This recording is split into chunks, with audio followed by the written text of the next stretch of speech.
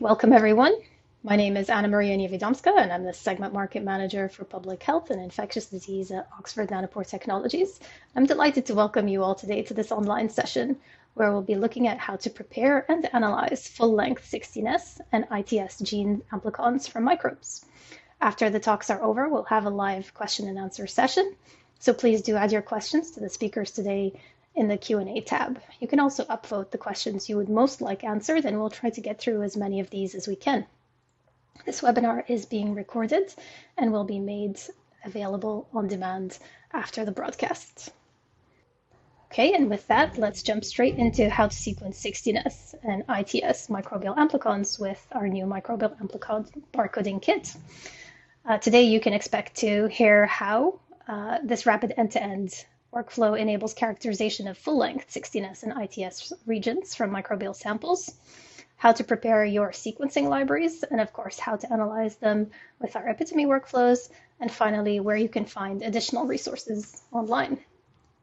So what is ribosomal RNA sequencing? Most of you in biology already know what ribosomes are, and we know that prokaryotic and eukaryotic ribosomes are slightly different. However, they are highly conserved in both eukaryotes and prokaryotes, and 16S ribosomal RNA genes are present in all bacteria and archaea. Similarly, 18S is present in all eukaryotes.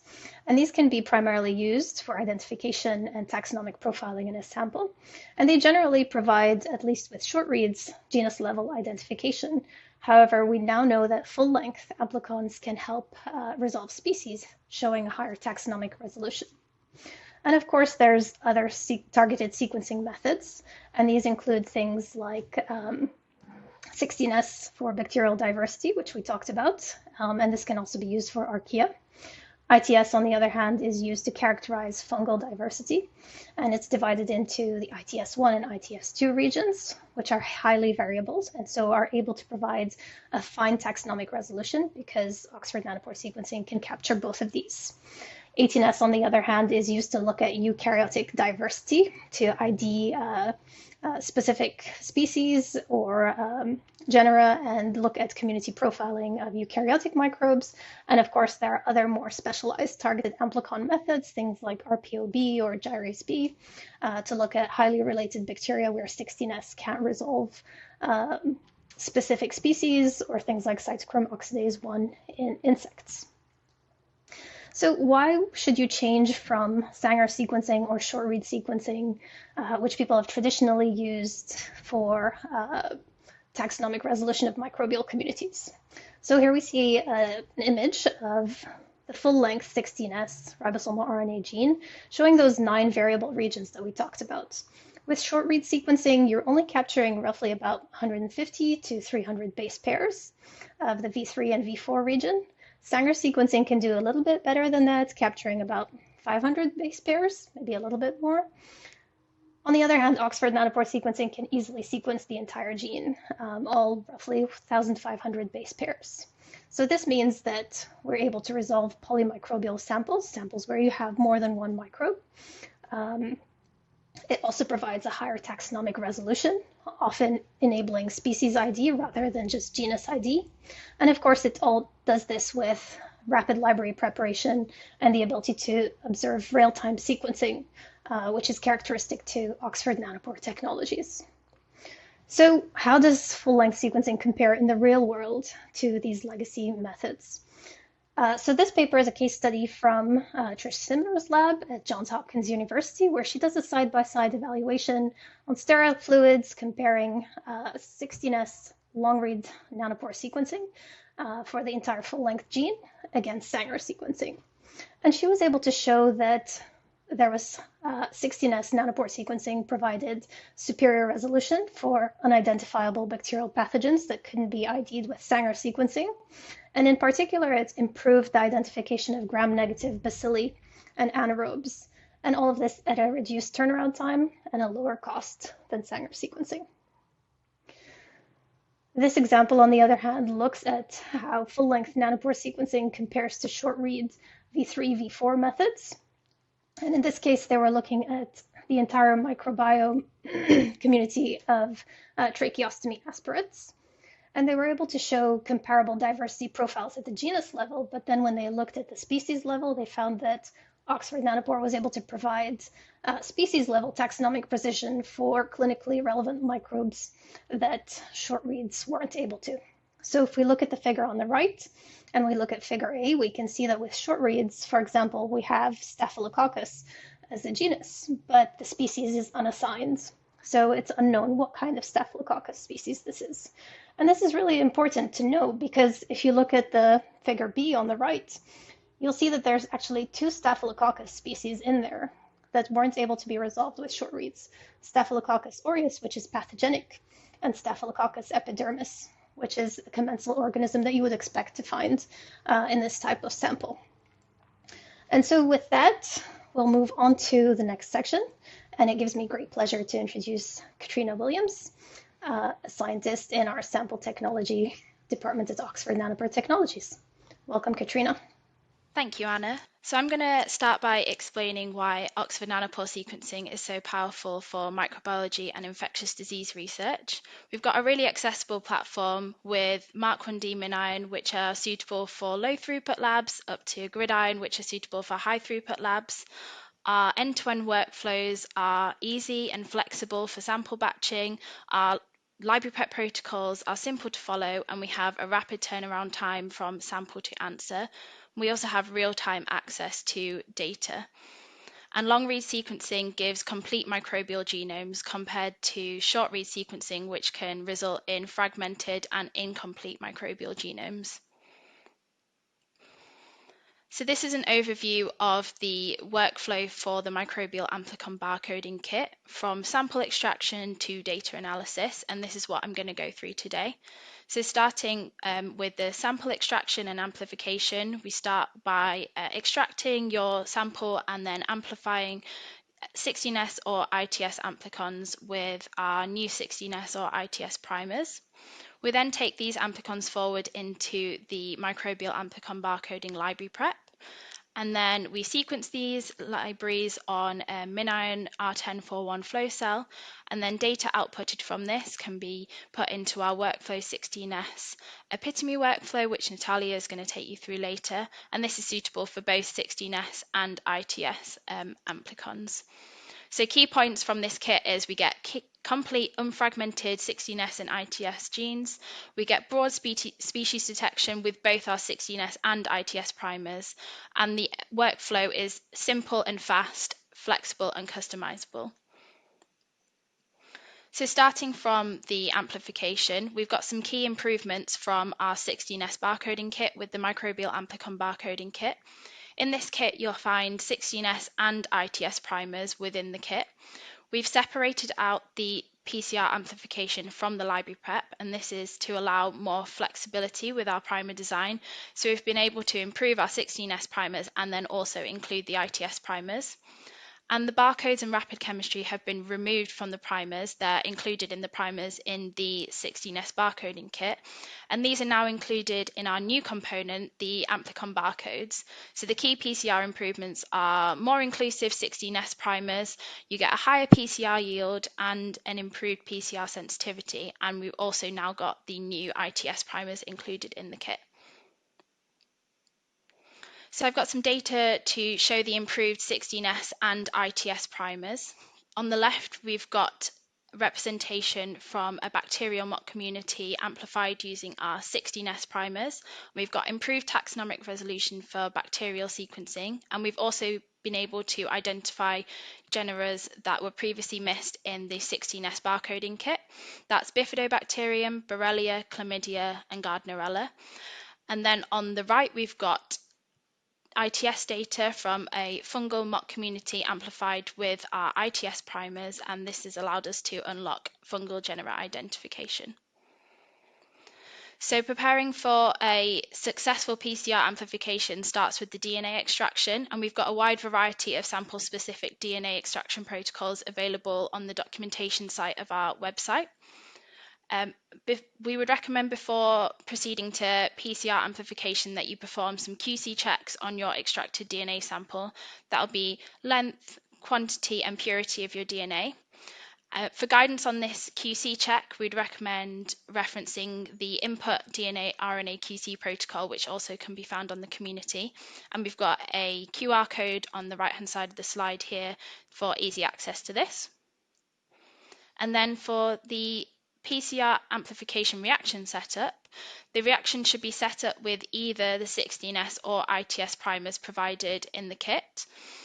10 nanograms of high molecular weight gDNA is used as the input substrate into the PCR reaction, and that is the same as the 16S barcoding kit. You'll need to purchase long amp TAC 2x master mix from NEB, which is also required in the current 16S barcoding kit. And the PCR program is on the right hand side of this slide here, the same as the 16S barcoding kit, and the program time for this is approximately 90 minutes. So once you've generated your 16S or ITS amplicons, you can take them forward into the Microbial Amplicon Barcoding library prep. So this is a summary of the workflow steps of the Microbial Amplicon Barcoding prep.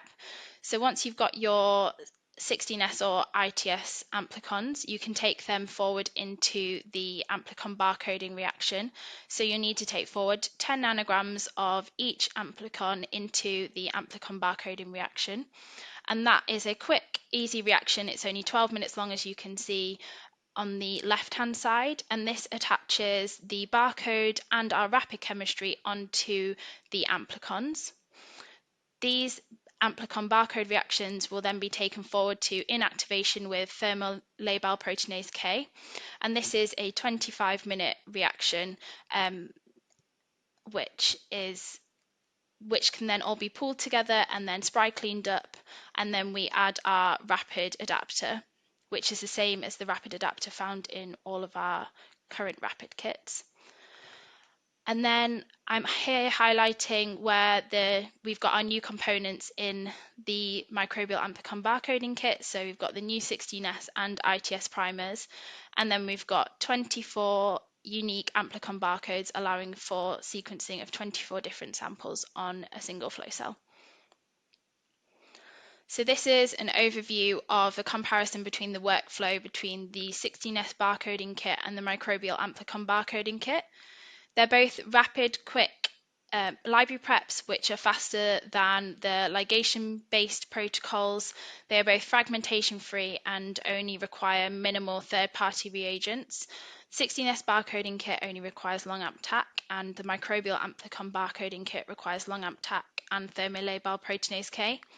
And new for the Microbial Amplicon Barcoding Kit, there'll be a fully automated solution coming in late 2025 on the Elysian. So in order to sequence with the Microbial Amplicon Barcoding Kit, you'll also need to purchase a MinION R1041 flow cell, and then decide which device is suitable for the scale of your application. So for low throughput, we'd recommend a MinION Mark 1D, or for high throughput, a GridION would be more suitable, where you can sequence 5 MinION flow cells at the same time. And then coming soon will be the fully integrated automated Elysian solution. And then all the data outputted from these devices can be then put into our 16S workflow on Epitome, which is suitable for both 16S and ITS amplicons. So once you've purchased your Microbial Amplicon Barcoding Kit, this is what you'll find in the box. There'll be 6 sets of 24 barcodes, and these will come in 2 × 96 well plates. There'll also be a tube of 16S and ITS primers, and then all the other required nanopore sequencing reagents for the library prep. And then the third-party reagents that you'll need to buy will be the long amp TAC from NEB and thermolabile proteinase K from NEB. And then you'll also need a qubit or something equivalent to do the quality check of your amplicons post-amplification and your library before adapter attachment. So once you've generated your library, you can then take this forward into sequencing and load onto a MinION 1041 flow cell. And once you've loaded this onto your flow cell, you'll be able to select the Microbial Amplicon Barcoding Kit from the Minnow user interface from software version 25.05.12. So make sure you're updated to at least that version. And this will run our standard sequencing script. And once you've loaded your library, there'll be no further interaction required. It'll be a single load and you won't need to wash and reload to get a good sequencing performance. The barcoding data will be available live in the Minnow UI, so you'll be able to identify which barcodes are present in your sample, and you can also monitor how many reads you've got per barcode, and you can decide how much data you need for your application.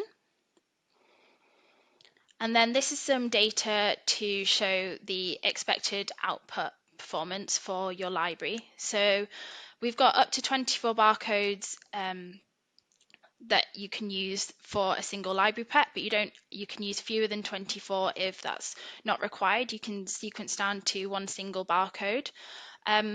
Here I'm showing data for 6, 12 and 24 barcodes with both 16S and ITS amplicons, and you can see the output is equivalent for all barcoding numbers in the library. But just to note that if you're sequencing fewer than 12 barcodes, we'd recommend increasing the amount of DNA taken forward from the amplification into the barcoding reaction. So with 12 to 24 barcodes, we'd recommend just 10 nanograms, but if you're using 1 to 11 barcodes, we'd recommend 20 nanograms. And this is just to ensure that we get optimum sequencing performance. And then this is the expected performance for pore scans and pore activity. So you can see that with 6, 12 and 24 barcode libraries, we get good pore occupancy, and we also get a good retention of available pores for sequencing over a 72-hour run. But if you do see that your flow cell is performing worse than you would expect, it may be because your flow cell is underloaded, and you might see that you get lower pore occupancy in the pore activity, and you might also get a quicker decline in available pores in your pore scan data. And I'll cover this a bit more in the troubleshooting section. And in terms of barcode representation, we get really good equal barcode representation across all 24 barcodes for both 16S and ITS samples. In comparison to the 16S barcoding kit, we get equivalent performance in terms of barcode representation with the Microbial Amplicon Barcoding Kit. So I've just gone through some of the expected data, but if you're having issues, these are some troubleshooting tips that we've got that might help with anything that you're having issues with. So as I talked about a bit before, the spry cleanup can result in some of your DNA library being lost. And the protocol recommends loading 11 microliters of your eluted library onto the flow cell. But we'd recommend quantifying your eluted library before loading onto the flow cell and before adapter attachment, just to make sure that you've got suitable recovery before adding your sequencing adapter. So we'd expect to see at least 50% recovery from your total input into the amplicon barcoding step. But we would still expect to see good sequencing performance with at least 30 nanograms of library loaded onto MinION flow cell, which is what you can see on the right-hand side here.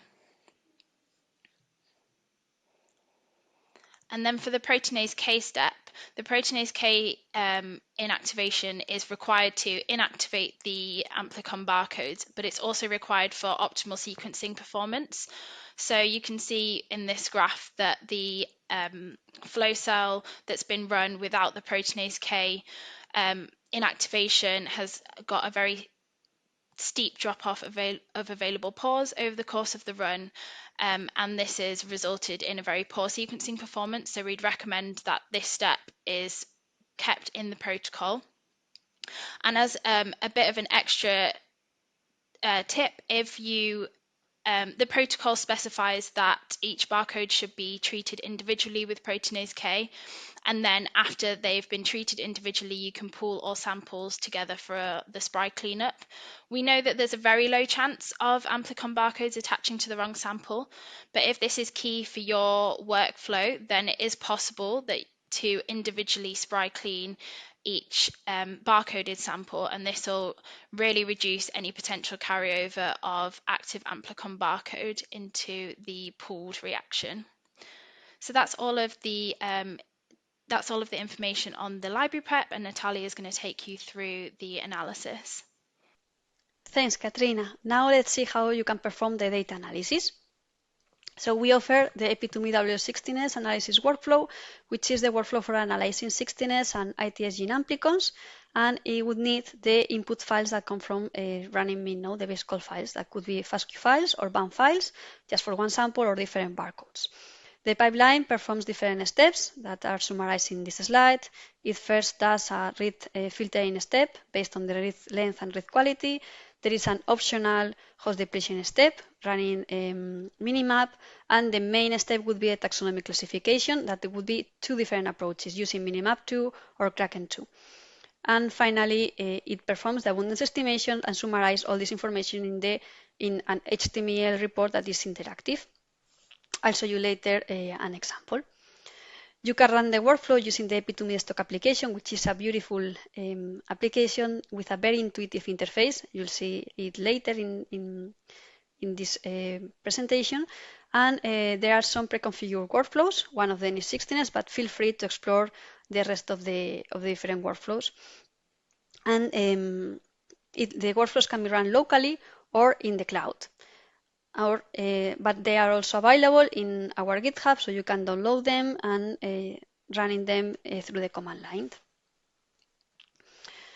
As an overview of this last part of the end-to-end workflow, you will need just to run the base calling with MinNode, and once you have the different files, you can use them as an input for the Epi2Me desktop application, which the main result could be an HTML report summarizing the results and showing you which is the taxonomy profile of your sample.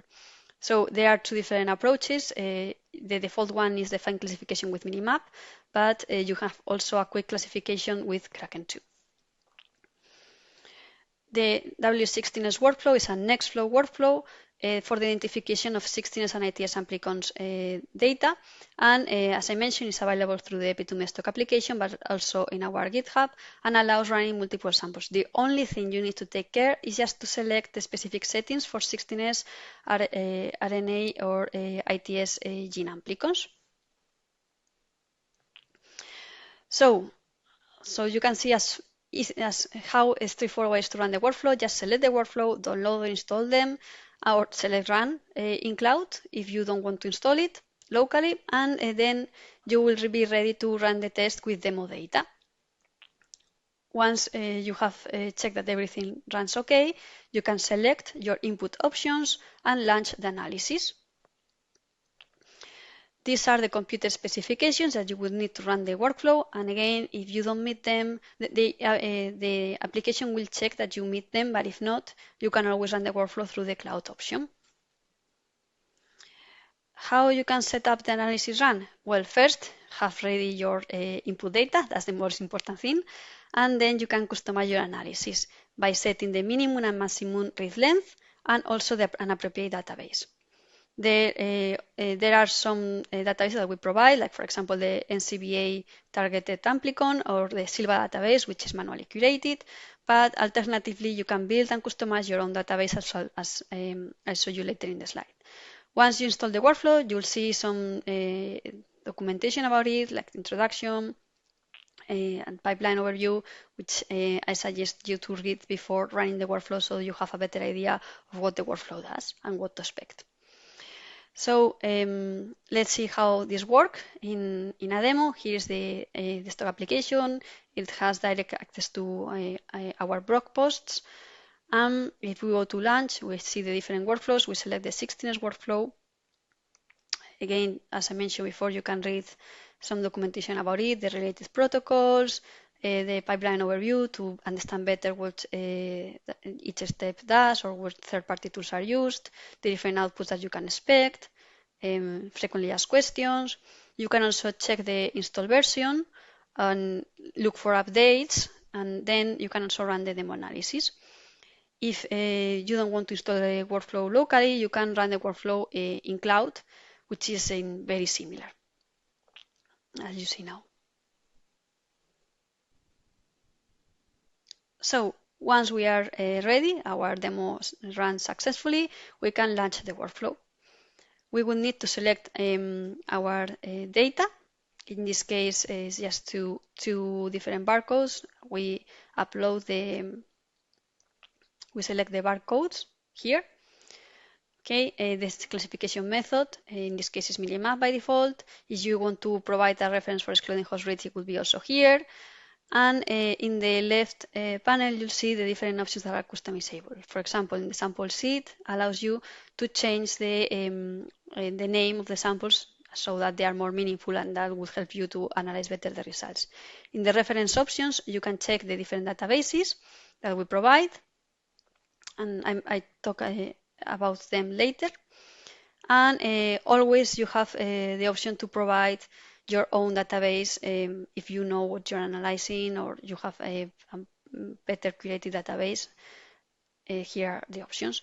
The workflow runs by default at the genus level, but if you need to run the workflow at a different taxonomic rank, like for example a species or any other one, you can change it there.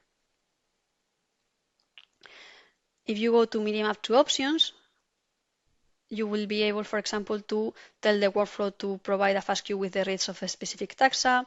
You can also compute coverage and sequencing depth of the reference, as I'll show you later in the report. And here there are these two options, which are the percentage of identity and the coverage and the percentage of the reference covered, that are also set here. In the case of the 16s workflow, it also has the option of visualize the alignments with IGB and output the unclassified reads or include some tables with the taxonomic classification of each read.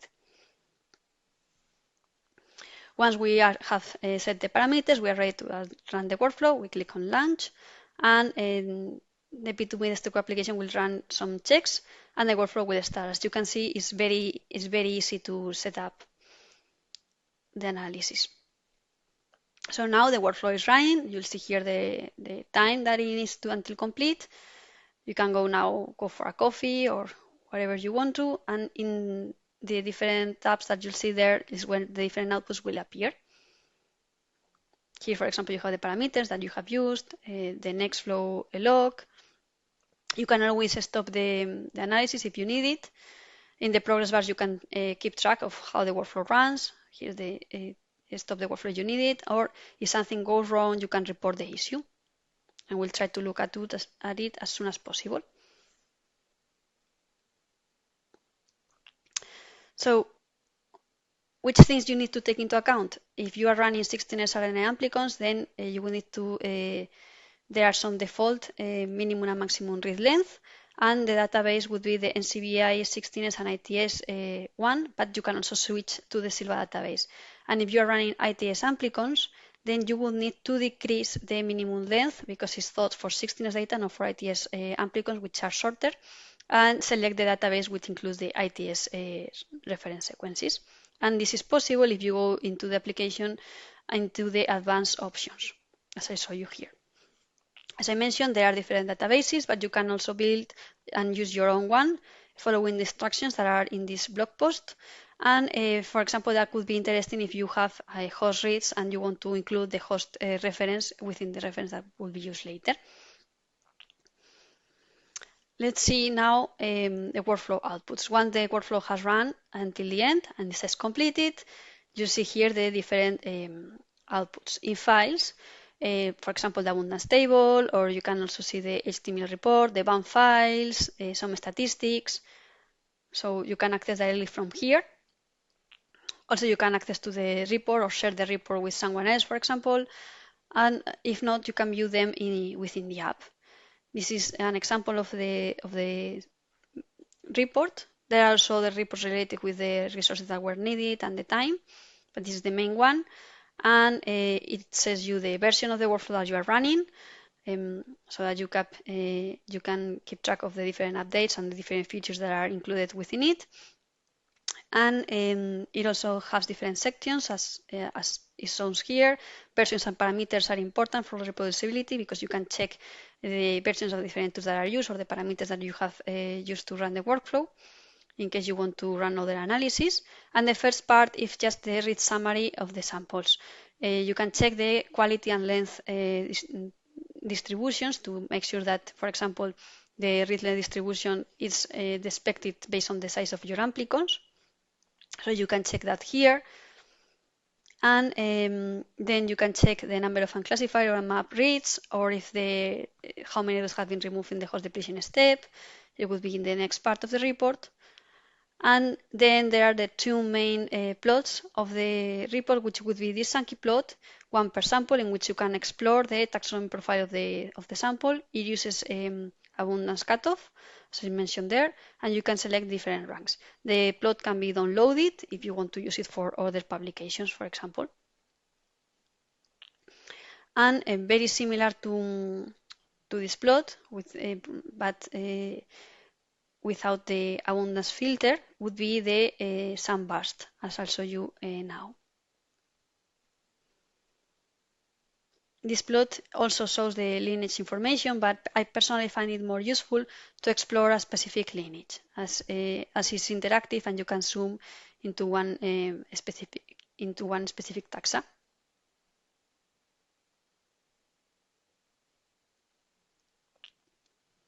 Again, the plot can be downloaded and you can do zoom wherever you need. But this is better if you want to explore a specific taxon. If you have different samples that you want to compare, for example, and I don't know, a time series or something like that, then this bar plot is useful because it allows you to see the most abundant taxa in the different samples. In this case, there are two replicas, otherwise the composition is very similar between both. And is the relative abundance of the different ones. Then is the main output, which would be the abundance table, which has the abundance of each taxon and the taxonomy. This table can be exported, or you can also search your favorite taxon there, like your favorite pathogen, to see if it's present in the samples. If not, there are also some diversity metrics, like for example the Shannon diversity index or the richness, which is the number of different species that you have in the samples, and the total number of counts.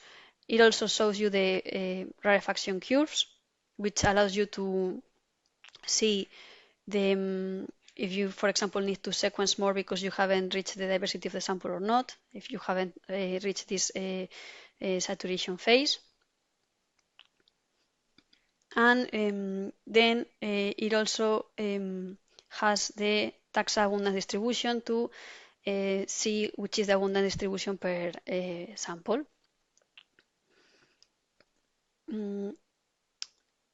Finally, if you have run the workflow using Minimap and you have set the option to compute the coverage and statistics, you will see this table in which for each reference you have the number of reads that map there and the percentage of the reference that is covered, some other statistics, the taxonomy identification ID of that reference, the percentage of reads that map there. It also includes an scatter plot in which the x-axis is the number of reads and the y-axis would be the percentage of the reference that is covered for each reference. So this can be useful, for example, to detect false positives. And then there is this heat map in which you can see which is the sequencing depth for each reference and see if it's constant across the whole reference or not, which would be this case. One nice feature is from the table is that you can select a reference, copy the reference ID, and then go to the viewer, and you will be able to see the alignment here, and you can do a further exploration of the results.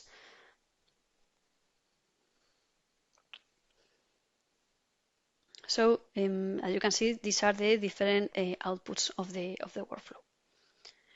As I mentioned, to summarize this app, the main output is the HTML report that can be viewed within the app or opened by anyone with a web browser. Contains basic sequencing information, but also a taxonomic profile of each sample, apart from the software versions and settings section so that you can reproduce the analysis.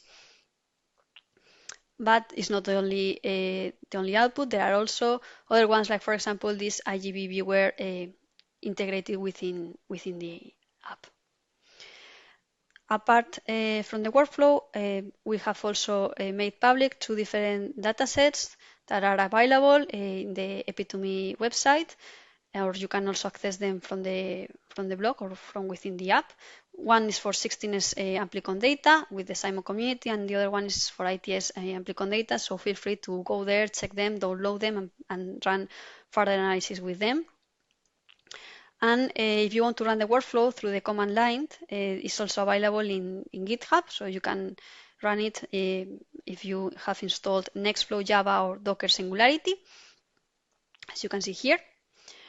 And apart from the W16S Epitome workflow, there are also other open source and commercial analyses that are listed in this table, where you can compare them, depending if they run locally or in the cloud or web-based, if they have different costs, and they use different databases. So feel free to use the one that fits better your needs. So to summarize this, Oxford Nanopore Technologies offers you a solution for library preparation, sequencing, and data analysis, all of it, and it's very easy and straightforward to do, as you've seen through this knowledge exchange. First, you would need the Microbial Amplicon Barcoding Kit that Katrina has explained to you, and then just the flow cell and the sequencing device. It would depend, the one that you choose, it would depend on your needs. If you need a low sample throughput, maybe the mini ion is the best solution for you, but if you need high throughput or also computer resources, then the grid ion could be better. And if you're looking for an automatized solution, then there is Lysion, which would have this end-to-end workflow available soon. The bioinformatic analysis is performed with the W16S workflow for 16S data, but also ITS data. And with all of this, you will be able to go from the sample to the results and see which are the taxa present in your samples, which I think is the main question that you would like to answer by running this workflow. There are also the resources available online. In the left hand, you have a QR code to go to other microbial analysis that can be performed with Oxford Nanopore sequencing. In the mid one, you can view the Microbial Amplicon Barcoding workflow, and in the right one, you have the access to the store. And finally, thank you very much for your attention. I hope you find this useful and helpful, and feel free to make questions. Thank you very much.